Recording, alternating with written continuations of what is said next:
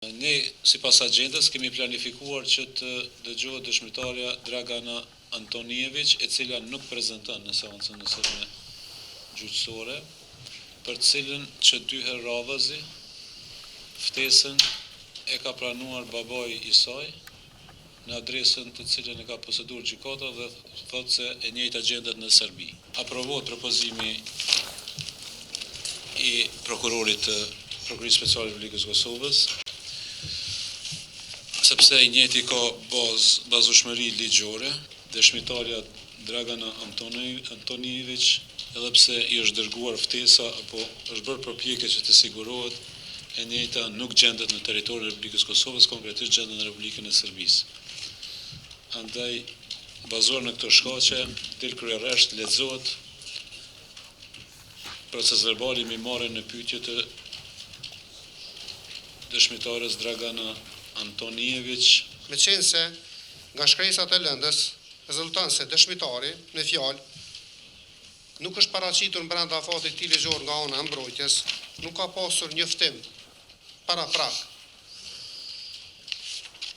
apo të rregullt procedural për ta njoftuar prokurorin lidhur me këtë dëshmitar, propozimi është paraqitur me vonesë dhe pas një arsye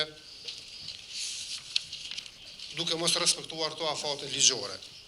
Gjithashtu, nga këto rrethona, mbrojtja nuk mund të përfitojë nga shkeljet e veta procedurale, ndërsa pranimi i këtij propozimi nga ana e gjykatës do ta cënonte parimin e barazisë së palëve në këtë procedurë. Gjithashtu, dëshmitari përveç saj është jo relevant për çështjen penale,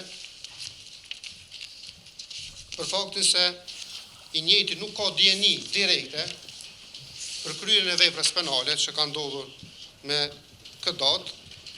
Gjithashtu nuk jep dëshmi mbi ndonjë fakt vendimtar që lidhet me elementet e veprës penale, nuk paraqet alibi të strukturuar sipas standardeve ligjore, por vetëm pohim të përgjithshëm për praninë e të panderun e një vikendicë pa pasur lidhje të drejt për drejt me kohën, vendin dhe rrethonat që lidhen me veprën penale. Dëshmitari propozuar nga ana e mbrojtjes nuk kontribon në vërtetimin e gjendjes faktike, por synon vetëm zvarritjen e procedurës dhe krijimin e konfuzitetit artificial në këtë shëtim. Propozimi i mbrojtjes është tërësisht i paqartë, pasi që pjesa e propozimit që mbrojtja i referohet termit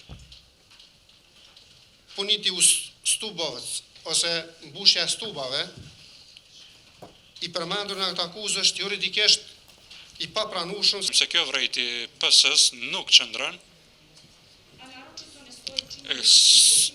sidomos nuk qëndron për shkak të faktit që dëshmitarët të cilët janë propozuar mund të japin dhe kanë dieni të drejt për drejt dhe jo të drejt për drejt, pra me të cilën gjë mund të vërtetohet e vërteta në këtë çështje juridike. Dhe deklarata e dëshmitares Dragana Antoniević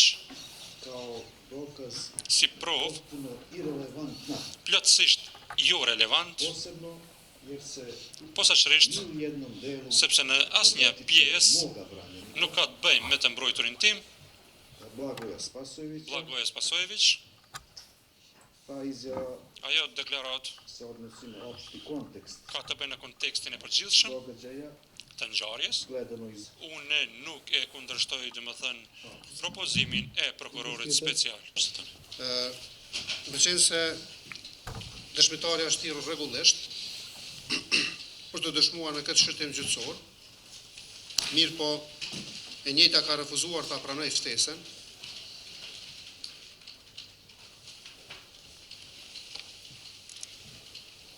Ajo ka refuzuar ta pranojë ftesën duke shprehur qartë vullnetin e saj për të mos dëshmuar,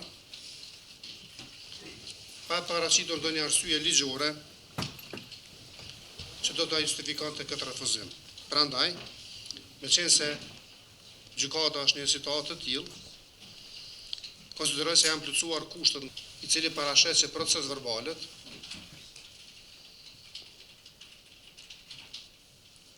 të mbi deklaratat e mëparshme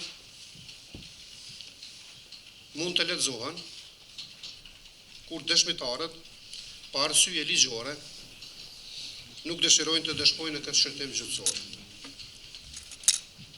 Gjithashtu në aspektin procedural, konsideroj se janë plotësuar kushtet për faktin se dëshmitarja fillimisht ka dhënë deklaratën e saj në prokurori. Kjo deklarat është dokumentuar mbi bazën e procesverbaleve zyrtare të kësaj prokurorie. Dhe gjithashtu janë plotësuar kushtet për të zbuluar këtë procesverbal palës së mbrojtjes dhe të dëmtuar gjithashtu në bazë të nenit 239 të kodit të procedurës penale, duke respektuar plotësisht parimin e barazisë së armën në drejtim të mbrojtjes. Gjithashtu kjo gjykat ka bërë përpjekje reale dhe të arsyeshme për sigurimin e pranisë së dëshmitarës, por që kjo ka rezultuar pa sukses dhe shkaqet për mos praninë e saj nuk varen nga rrethanat e gjykatës për të dëshmuar e njëjta.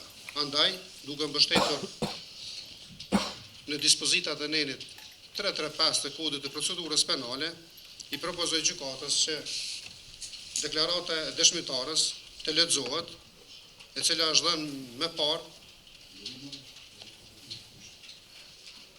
dhe njëjta të administrohet si provë drejt për drejt në këtë proces gjyqësor. Ne kemi edhe dëshmitarin e fundit propozuar nga prokuroria Goran Tanevski, i cili jeton në Republikën e Maqedonisë. Po ashtu gjykata disa herë me radhë ka bërë përpjekje për sigurimin e një videokonference me gjykatën e Shkupit, për të cilët janë përgjigjur se nuk kam poseduar pajisje, por kanë lënë mundësinë e hapur që në të ardhmen do të mund të realizohet një lidhje e tillë me gjykatën në Shkup. Deri këto momente nuk kemi ndonjë konfirmim. Si do që tjetë kjo çështje do të rrinë pezull, nuk do të vendosur lidhur me të,